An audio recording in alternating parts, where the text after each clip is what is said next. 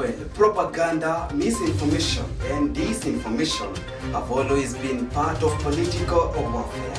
Social media and other new platforms have given it a new life and reach, though which fake news phenomenon can reach everywhere. Very true, and that's the reason we are here to update you with what has been happening, what is happening, and what is likely to happen, both local and international. Very well, reach us through our social media platforms: Facebook at Kings TV, YouTube Kings Fraternity, and TikTok Kings TV _13. But before that, here are the news shaping the headlines.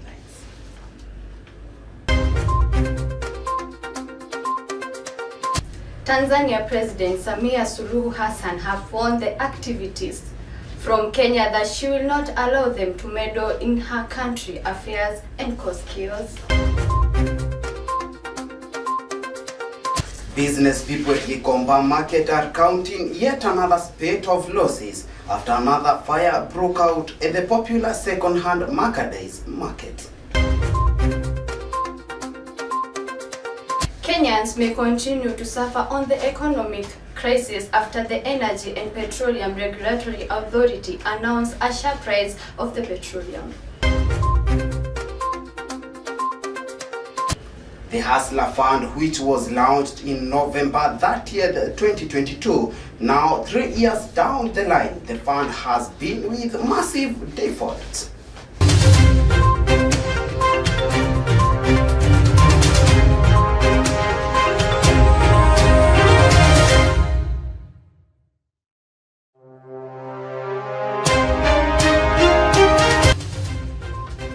Welcome to the broadcast. My name is Kenyan.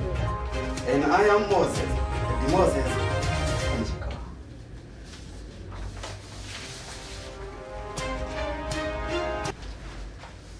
Moments after landing at the Julius Nyerere International Airport, Mother Karua, former presidential candidate and outspoken for the democratic reforms, was detained by the Tanzanian immigration officials.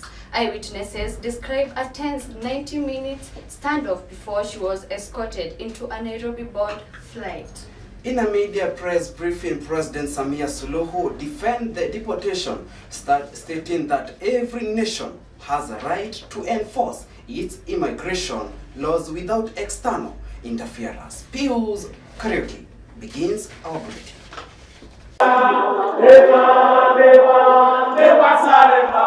Mother Karua. We thought that as citizens of Jumuiya we were free, but not yet uhuru. Who served as Kenya's Justice Minister and is seen as a potential contender in the country's 2027 presidential race, had traveled to Dar es Salaam on 18th May to observe Monday's court proceedings against Lissu, leader of opposition Chadema Party. But again, this what happened. We had an officer guarding us. We were not in handcuffs, but we were detained and under guard. And they communicated after 1 hour and said, we have been denied entry. Karua was deported. Speaking upon her return to Nairobi on Sunday, Karua said she and her team were detained upon arrival at Dar es Salaam airport and swiftly put on return flight without explanation. If we can be detained and deported because they know that we are there to attend as observers the case against Tundu Lissu tomorrow, it means that they are violating the right to a fair public trial. Karua and her team were detained at the Julius Nyerere International Airport, and she says her deportation revealed the extent to which Tanzania's government is willing to go to suppress opposition voices ahead of October's general election. Now, Tanzanian President Samia Suluhu has broken her silence after the recent detention and subsequent deportation. Speaking during a public forum on Monday, May 19th, a defiant Suluhu faulted Kenyan activists for what she termed as attempts to disrupt the peace in Tanzania. Anza kuona mtiririko au mwenendo wa wanaharakati ndani ya region yetu hii kuanza kuvamia na kuingilia mambo yetu huku. Sasa kama kwao wameshadhibitiwa, wasije kutuharibia. Her remarks came just as another contingent of Kenyans, including former Chief Justice William Tunga, activist journalist Hanifa Adan, and Vocal Africa CEO Hussein Khalid, who were detained on Monday morning as they attempted to enter Tanzania in solidarity. We got there at 2:30 a.m. and that's when we were detained. So from 2:30 a.m. to 3 p.m. We were not told why we were detained.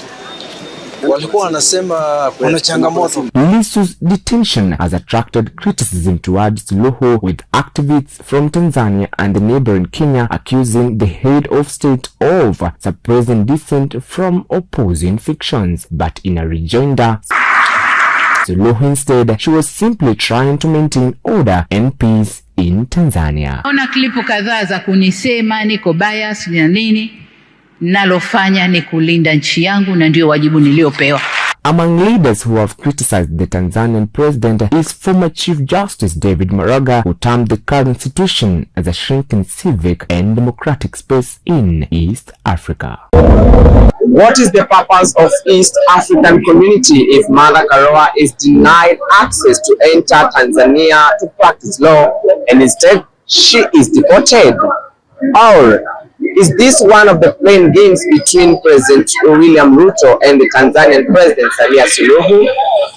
Here's Kaduki, News TV, Nairobi. Traders in Gikomba are counting heavy losses as the massive fire broke out on a Monday morning, leaving destruction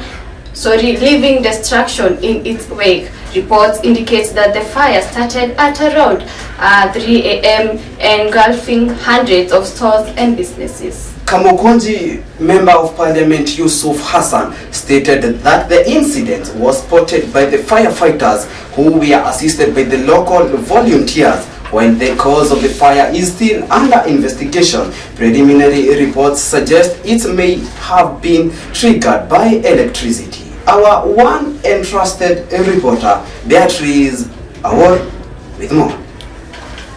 A major fire broke out early Sunday morning in the footwear section of Gikomba Market near Lamu Road in Majengo, Pumwani, its cause still remaining as a riddle.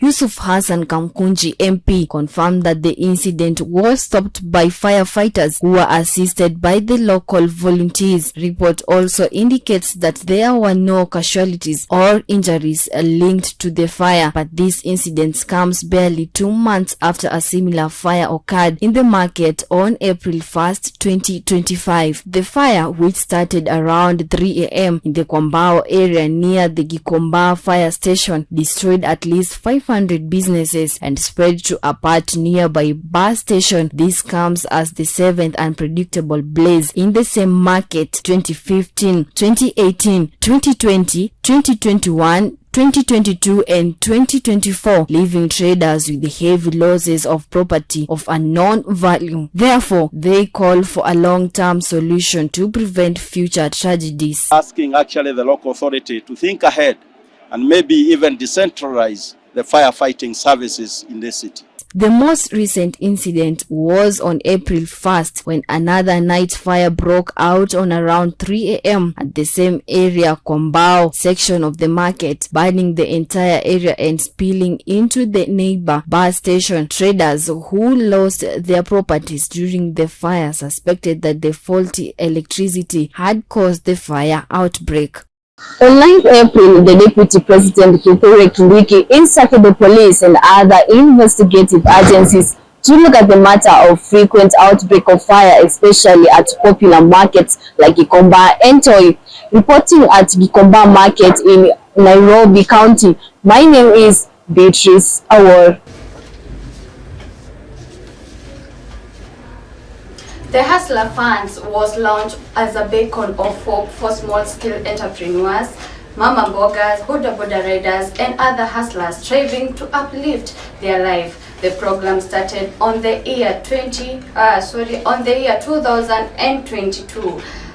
launched by the Kenya Kwanza government, and by the end of the same year, the government had an aim to benefit more than 15 million Kenyans. Now, billions of money have been borrowed from the Hustler Fund program, officially known as Financial Inclusion Fund, that is benefiting 20 million Kenyans. Felix Mbogo has prepared more for us. Micro, Small and Medium Enterprises Development Principal Secretary Susan Mangeni says that the government will seek to write off bad loans amounting to 6 billion shillings borrowed by 10 million Kenyans in 2022 under the Hustler Fund program. Mangeni, who appeared before the National Assembly Committee on Trade, Industry and Cooperatives, says the borrowers have failed to pay despite borrowing the cash more than 2 years ago. And that's what we'll be seeking to write off. So the portfolio that is totally at risk and it's in default, in terms of, we'll say, it's about close between 5 billion to 6 billion. The PS also defended the performance of the fund, indicating that 9 million borrowers were actively borrowing, and urged the MPs to approve a 5 billion shillings injection into the fund this financial year. She further explained that so far 53.8 billion shillings has been repaid out of 65.5 billion shillings loans taken, with the remainder either defaulted or borrowers increasing the repayment period. Ms. Mangani told the committee that over 4.9 million Kenyans have gone through mean testing and are eligible for insurance premium financing. Since we have graded these people, we are going to institute a mechanism of recovery through incentives and certain sanctions, like now blocking you from accessing those at the enhanced opportunity. But also added they require an additional 5 billion shillings to actualize the project, yet they have an allocation of 1 billion shillings in next year budget, which left the committee wondering why the State Department requires additional funding, yet they have the capacity to control or to correct 5 billion defaulters. Now, as the debate over the Hustler Fund features intensifies, the government faces pressure to balance financial inclusion with accountability, ensuring that taxpayers' money is used effectively. Kings TV, my name is Mbogo Felix.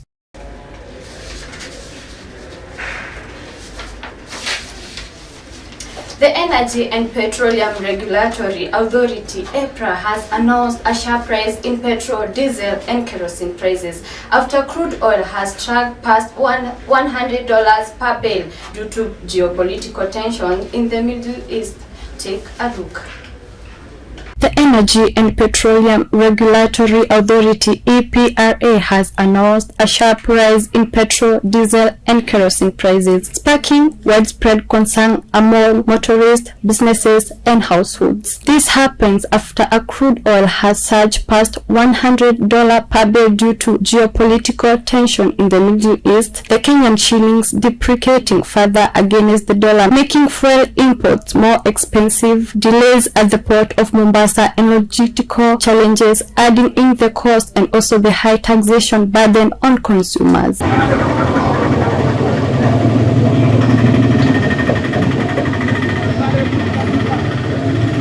Petrol increased by 12 Kenyan shillings per litre, diesel rose by 10 shillings per litre, and kerosene up by 8 Kenyan shillings per litre. This change will eventually change the cost of transport, which is expected to rise by 10% to 15%. The cost of food is also expected to rise due to high transport charges. In the past few days, some major bus routes have increased fare by 20%. Supermarket reports 12% food price hikes. As the hashtag fuel pain trade, the government insists relief is coming. But for millions of Kenya, that promise ring hollow as they face another sleepless night, wondering how to stretch their shrinking shillings.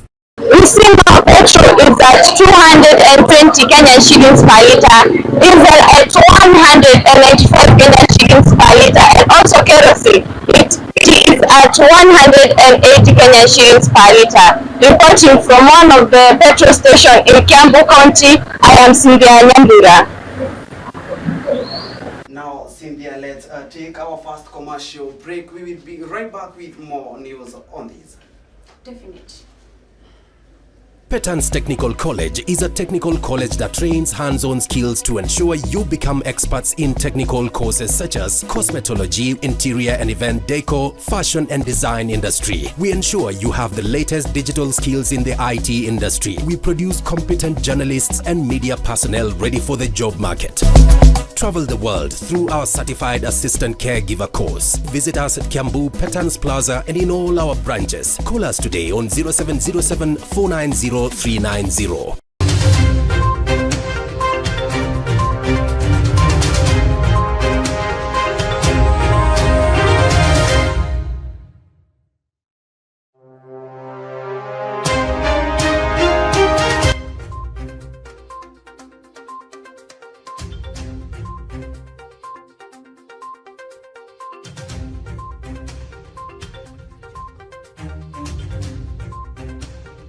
Welcome back.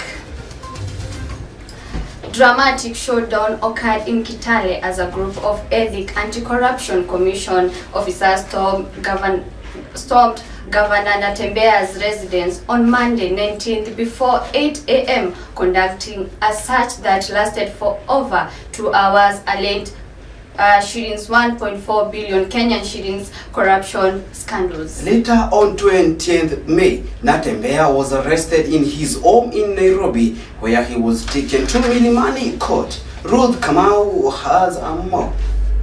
Dramatic showdown occurred in Kitale as a group of Ethic Anti-Corruption Commission EACC officers stormed Governor Judge Natembeya's residence on Monday 19th before 8 a.m. conducting a search that lasted over 2 hours over alleged 1.4 billion shillings corruption scandal.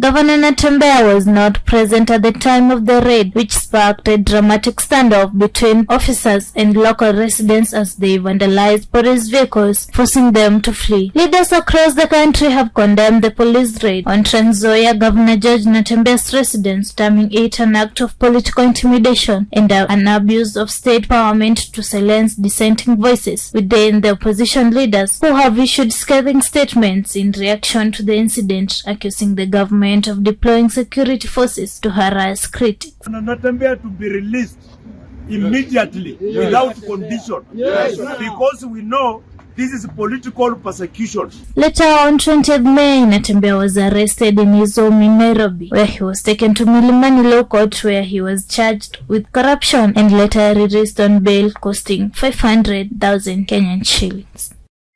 Chaos and destruction as Ethic Anti-Corruption Commission EAC police raids Governor Natembeya's home in Kitale County over alleged procurement irregularities. Reporting Kings TV, Karua. President William Ruto administration has threatened the former Deputy President Gachagua for allegedly funding incitement to violence in an escalation of feud between the former allies turned arch rivals. Deputy President Kithure Kindiki and Interior Cabinet Secretary Kipchumba Murkomen repeatedly warned Mr. Gachagua, accusing him of wiping ethnic emotions for his self-political interest ahead of 2027 elections. Let's have more on this report. The former Deputy President Gachagua faces arrest over what the state considers to be insightful comments which could lead the country into civil strifes. This came after former Deputy President stated on Friday that if the IEBC mismanages the 2027 elections, the country will then sink into conflict that would make the 2007-2008 post-elections appear to be like a Christmas party. Nikisikiza Wakenya vile wanasema wewe mja mtu usijaribu kuiba uchaguzi, na nimeuliza IEBC please kuiba chote usiweke nchi kwa shida. In When quote-unquote Gachagua said, "I never said there would be chaos in Kenya. What I said is that according to the concern being raised by Kenyans, there must be no attempts to rig the elections so that we avoid the repeat of the tragic event of the 2007-2008. He said this in a church service in Murang'a County on Sunday. Despite the clarification, Gachagua's home in Karen and in Nyeri County were both surrounded by authorities on Sunday night as they sought to take in the former deputy president. Heavily armed and masked police officers could be seen in the ground. Interior Cabinet Secretary Kipchumba Murkomen had earlier warned that they would take an action on political leaders seen to be inciting Kenyans. Speaking in Nandi County during the Thanksgiving ceremony for the retired AIC Bishop Patrice Chumba, Murkomen condemned what he termed as a reckless, tribal-driven political agenda threatening national unity. The meetings you are holding, we will not allow you to have a free space to operate on matters of violence. Muko kwa rada ya serikali. Now, the big question remains. Is it worth for the former Deputy President Rigathi Gachagua, and who is now the DCP party leader, to be arrested? Reporting for Kings TV, my name is Moses Wanjiko. Still on the former Deputy President Rigathi Gachagua is under investigation and faces possible arrest following controversial remarks made during an interview with media personality Oga Obina. During the interview, Gachagua warned that any mismanagement of the upcoming elections by the Independent Electoral and Boundaries IEBC could plunge the country into unpredicted violence. Waboi Nyokabi with the report. Legislatures from the Orange Democratic Movement ODM and United Democratic Alliance UDA parties have strongly criticized former Deputy President Rigathi Gachagua's remarks about potential violence after the 2027 general election.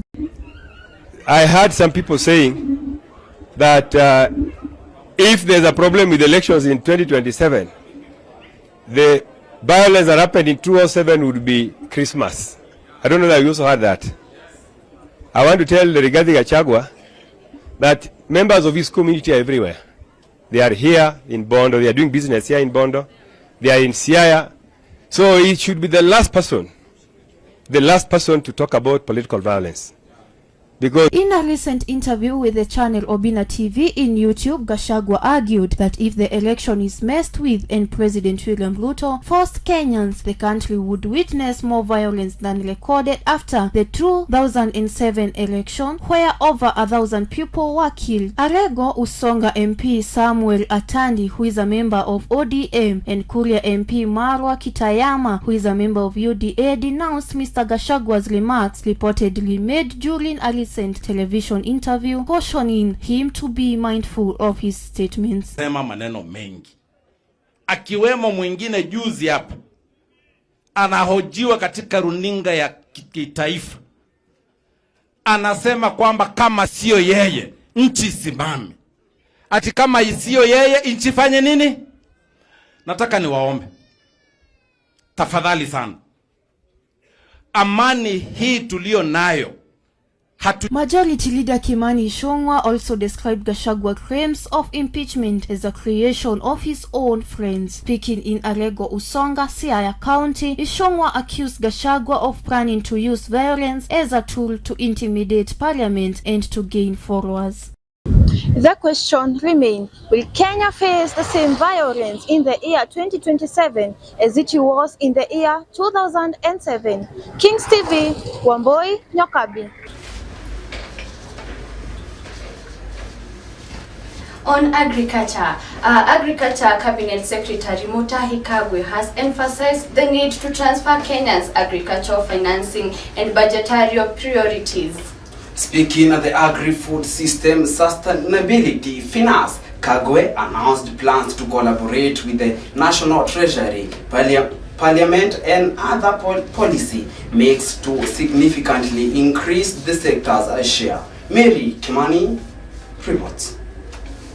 Agriculture Cabinet Secretary C.S. Mutahi Kagwe has emphasized the critical need to transform Kenya's agricultural financing and budgetary priorities. Speaking at the Financing Agri-Food System Sustainably Finance 2025 conference on Tuesday 20th in Nairobi, Kagwe announced plans to collaborate with the National Treasury, Parliament and other policy makers to significantly increase the sector's share of the national budget.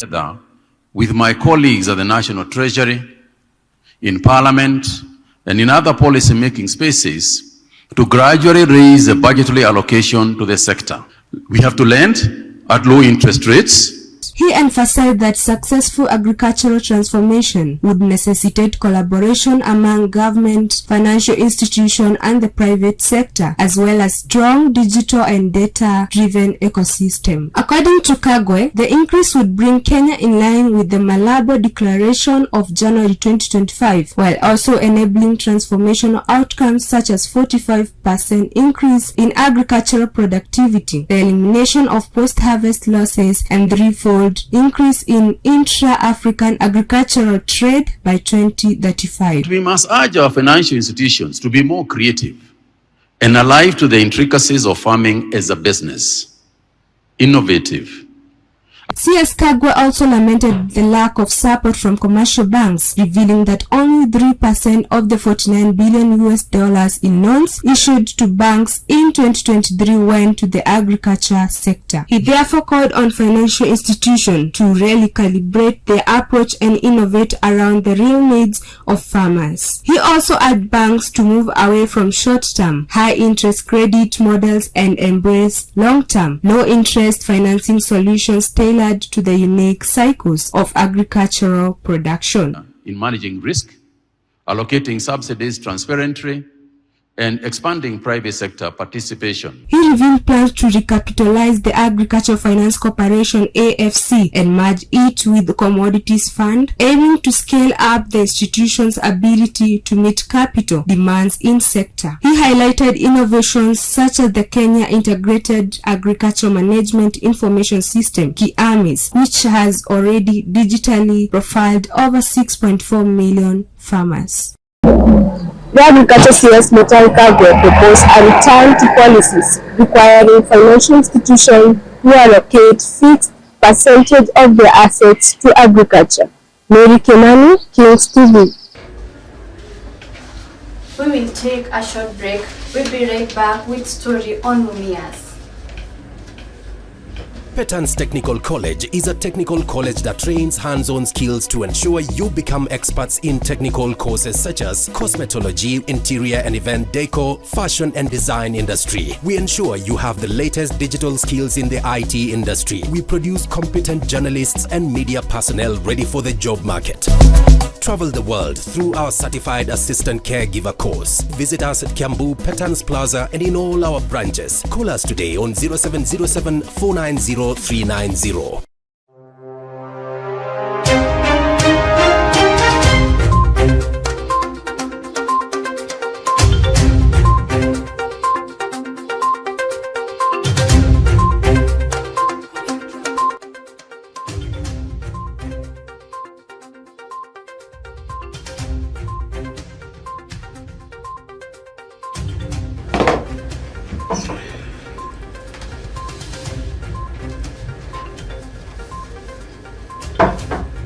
Welcome back and thank you for just continuing to keep it Kings TV. Mumia East Member of Parliament Peter Salasya says unknown gunmen claiming to be DCI officers have attacked his convoy, shot at him before taking him into custody. According to the MP, he said that the vehicle he has tailing him and managed to, according to the MP, he said that the vehicle he has been tailing him and managed to block his motorcade before darlingly using his own car to trap him. Fidelis Muregi has more. Mumia's East Member of Parliament, Peter Salasya, has been freed on a cash bail of 200,000 shillings in a hate speech case. Appearing at the Milimani Law Court on Monday 19th, Salasya defense team urged that the registrar was arrested in a barbaric manner and they were also denied access to their client. Was arrested was not only an excessive use of force by the persons who were under the guise of police powers. These individuals were covered in masks, and indeed they were carrying weapons which can only be held by officers of the law. Ken Echesa, who is Salasya's lawyer, censured the use of security forces to tame constructive criticism. He also mentioned that Salasya's arrest was purely politically motivated and it was aimed at silencing his 2027 political ambitions. Narrating this on May 16th, his arrest, Salasya said men claiming to be DCI officers attacked his convoy, shot him before attacking him into custody. In a series of tweets posted on his official X account, he detailed that the masked men, about 15 in number, who were heavily armed with AK-47 rifles, intercepted his convoy along the highway after his Isiolo town tour. Agencies and all that, and even in fact when I asked those people why are they arresting me or arresting me, they allegedly opened fire, deflating his vehicle's tires before disarming his security team. And now the question is, what will be Peter Salasya's Mumia's East MP next move after his arrest of what seems to be the absurd of patriot speech? King TV, Fidelis Murigi. Thank you, Fidelis Murigi, for that report. The Council of Governors has accused Health Cabinet Secretary Aden Duale of mismanagement in the transfer of the Universal Health Coverage (UHC) staff national government to the county government. Council of Governors Chairperson and Wajir Governor Ahmed Abdullahi has called out CS Duale, saying he is keen on fast-tracking the transfer of the UHC staff employed during the COVID era. Brenda Kinoti has prepared a lot on this. The Council of Governors has accused Health Cabinet Secretary Aden Duale of mismanagement in the transfer of the Universal Health Coverage UHC staff from national government to county government. According to the governors who addressed the press on Monday, May 19, at their headquarters in Western Nairobi, the mishandling of the UHC staff by Duale is likely to cause friction between the two levels of government. CS is trying to transfer his problem to us because the moment their contract ends, they'll start demanding that counties absorb. Council of Governors Chairperson and Wajir Governor Ahmed Abdullahi has called out CS Duale, saying he is keen on fast-tracking the transfer of the UHC staff employed during the COVID era to counties, yet there are no accompanying funds to take care of their salaries. The UHC staff last week staged demos at the Ministry of Health headquarters and Parliament, demanding permanent employment and pensionable terms, or be paid gratuity for having worked for the last 5 years. The Council of Governors declares that it would be similar to committing to a program blindly, as there are still funding challenges, hence a danger in absorbing the UHC staff without accompanying funds. The Council of Governors Health Committee Chairperson Mudhomi Njoke asked the Ministry of Health to deal with the UHC staff and allow a seamless takeover. Not be accepting a payroll that is not properly construed, because the UHC staff since 2020 have been on a job group that is very discriminative compared to their colleagues. They almost earn, I think. The chairperson of Council of Governors, Ahmed Abdullahi, says despite their ask of 536 billion Kenya shilling for the 2025-2026 financial year, only 405 billion Kenya shilling has been allocated, an amount far less. More so, the government owes county 3 months fund totaling to about 76 billion Kenya shilling. The council also wants the president to live up to his promise of having devolved function funded. To us, because the moment their contract ends, they'll start demanding that counties absorb them.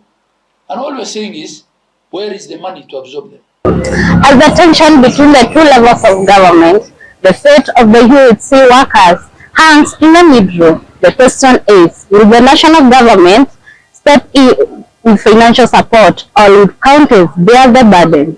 Reporting for Kings TV, my name is Brenda Kenoti.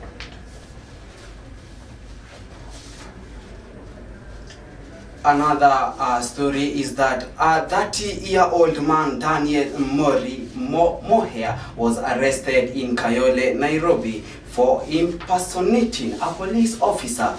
The arrest took place on Monday, May 19th, during an integrity-led operation conducted by Njiro Sierra, one of Kayole 5 units. The incident sparked widespread online reaction, with Kenyans offering humorous, critical and reflective comments about the situation.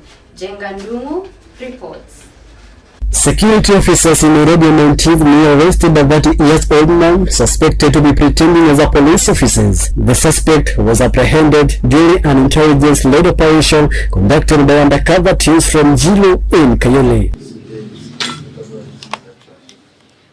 Acting on a tip-off, the officers launched a coordinated crackdown areas of Nyamavila, Soweto, and Umoja 3 Kwamaji, leading to the arrest. 2 other accomplices were also arrested in the operation. Following the arrest, the suspect led the officers to his residence, where they recovered assorted police uniforms and other government properties. The suspect is alleged to have been impersonating police officers and extorting money from the public in the area. Detectives are now seeking to establish the source of the uniforms and whether there are any serving officers who may have been involved. Investigators also aim to determine whether the suspects are linked to a string of robberies and other criminal activities reported in the Nairobi Israel area. Police say the 3 suspects will be arraigned in court once investigations are concluded. Called John Owat, OCPD Kayole. We have been following this case for some time. When we were getting information somebody is being seen wearing police uniform and attending. The recovered items have been documented and secured at exhibit. The arrested has shed new light on the growing concern of a rising crime in the Islam area. The residents have recently raised alarms over a surge in robberies, grabs, and home invasion. The presence of police uniforms and government-issued items among the recovered evidence has heightened fears that such crimes may be more organized than previously thought. Authorities are now intensifying investigation to determine whether the trio is part of a wider criminal network operation in Islam and beyond. That uniform has portrayed you to be a policeman. Yes. There has been recent increases of insecurities in the country. Citizens are filled with fear, asking the government to intervene in order to reduce crime. Reporting for Kings TV, I am Jenga Ndungu.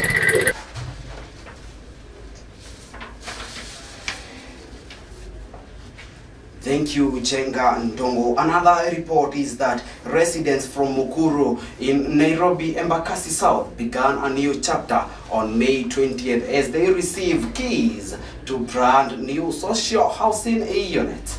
The 1,080 units in Mukuru Estate were handed over to the owners in a colorful ceremony, which shows the president giving out keys and wishing them well as they started the new journey of owning assets in Nairobi County. Kitahi Kongo with the details. On 20th May, it is the moment where President Ruto said he will never forget more than 1,080 slum dwellers who received the keys to their new homes. In the first phase of Mukuru resident, Ruto spoke during the handover ceremony of 1,080 complete in-house units in Nairobi County, where he dismissed the nation that his housing project will not benefit Kenyans who are struggling economically. Leo familia 1,180 kutoka mahali pa chini pale Mukuru. During the groundbreaking ceremony, President William Ruto led the Mukuru residents in a song and a dance as he promised that the homes would come with critical infrastructure to ensure a decent standard of living of low-income Kenyans. Emmanueli amenitendea ametufikisha. With the government targeting over 13,000 units in the Mukuru area upon completion of the project. Ruto described the handing over of the 1,080 social housing unit in the most consequential day in his political career. Ruto further emphasized that the provision of infrastructure alone was not enough to make the project transformational, as he predicted the project would have a ripple effect on the economy of the Mukuru area. Besides the housing project, the president also announced the government plan to develop 26 modern markets while also upgrading 201 existing ones. The government further revealed that when the Mukuru Phase 1 project was complete, there were 200 other projects of similar nature spread across the country. Tukisonga mbele, sio nyumba peke yake imepatikana hapa. Hapa tumepatikana ajira. Hapa kumefanyika biashara. Hapa kumefanyika. Which the president claims he will employ 200 youth across the country. In a measured response to his critics, President William Ruto defended his administration's strong focus on affordable housing, noting that he deliberately chose to pursue projects that previous leaders had avoided. Ruto acknowledged the risk of backlash, but maintained that build decisions were necessary to address long-standing affecting ordinary Kenyans. President William Ruto added over 1,080 housing program in Nairobi County, where he said that he shall employ 200,000 youth across the country. Kings TV, Nairobi. My name is Kitahi, Congo.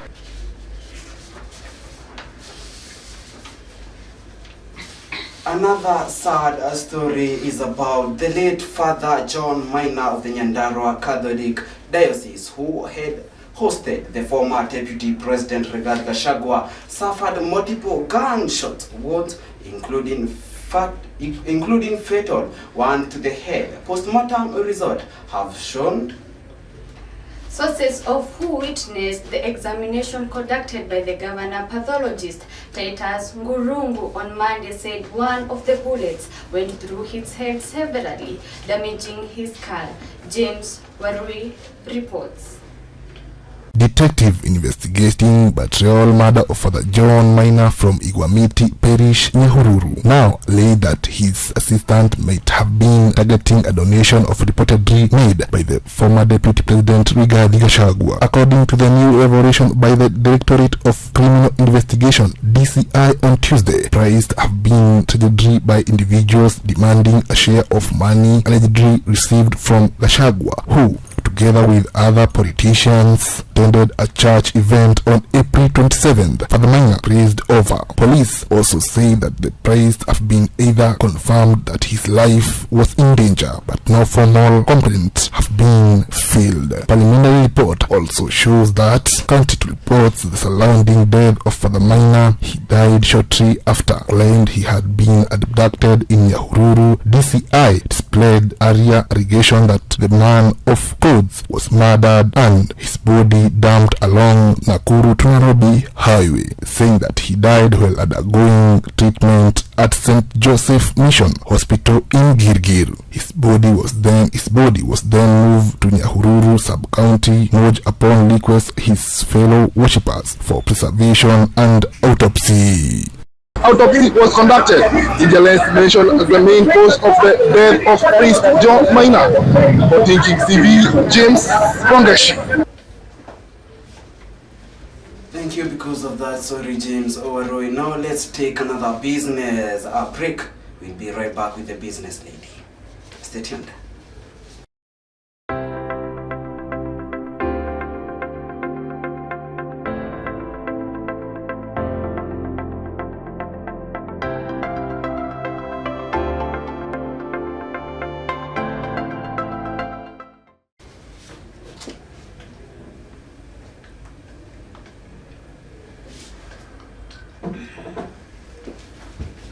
And as we had promised, we are right back with the business news. There are no secrets to success. It is the result of preparation, hard work, and learning from failure. Welcome to the business news with our business reporter, Jane Gedi.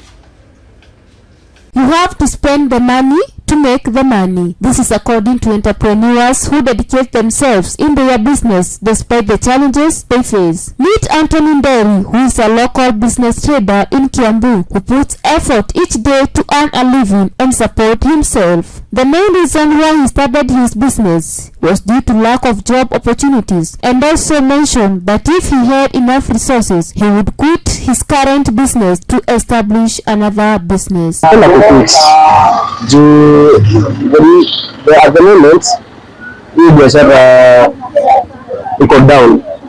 Yeah, so nikapata chance ya kumove, move on, after place ingine. Nderi added the main reason he would quit the job is because it is not financially stable at the moment. He pointed out that one of the main challenges is the high price of the commodities, which leaves him with minimal profit. Hii biashara ni pricing ya vitu.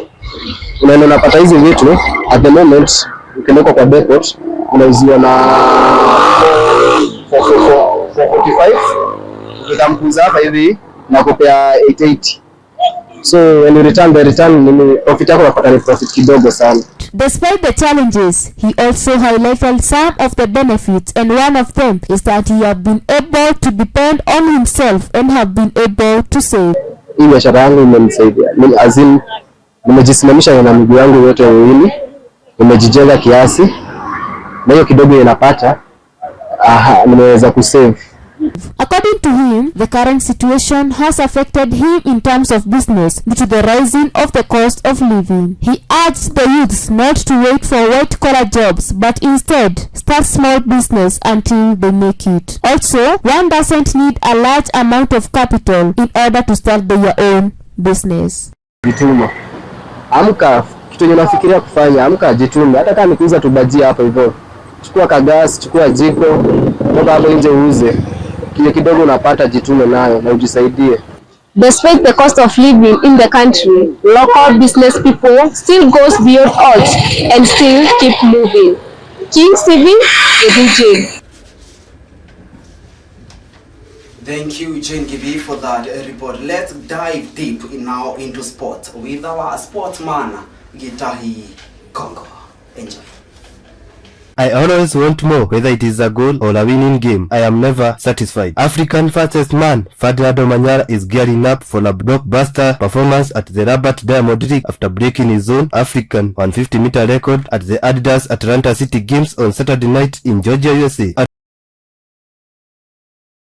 Gor Mahia head coach Sinisa Mihik has cited a toxic working environment, poor infrastructure and lack of professionalism in Kenya football as the reason for his departure for the Football Kenya Federation Premier League (FKF) champion. Tottenham win Europa League after beating Manchester United in a final reaction as Tottenham win the Europa League, beating Manchester United 1-0. Brennan Johnson goal late in the first half gives Spurs their first trophy in 17 years. Kevin De Bruyne signed off from his last home game for the Manchester City on a high as they beat Bournemouth to cruise in a pace in the Champions League next season, and both sides finished with 10 men. Former Spain and Liverpool keeper Pepe Reina will retire from playing at the end of this season. The 42-year-old is currently at Italian club who will play the final game of their champion when they host Inter Milan in the scene on Friday. Barcelona have extended manager Hansi Flick contract until June 2027. The German, initially appointed on a 2-year deal in May 2024, has signed the extension after leading the club to 3 trophies in his first season in charge. Kings TV Sports, my name is Gikomba, a man with a blueprint shirt, due number 17.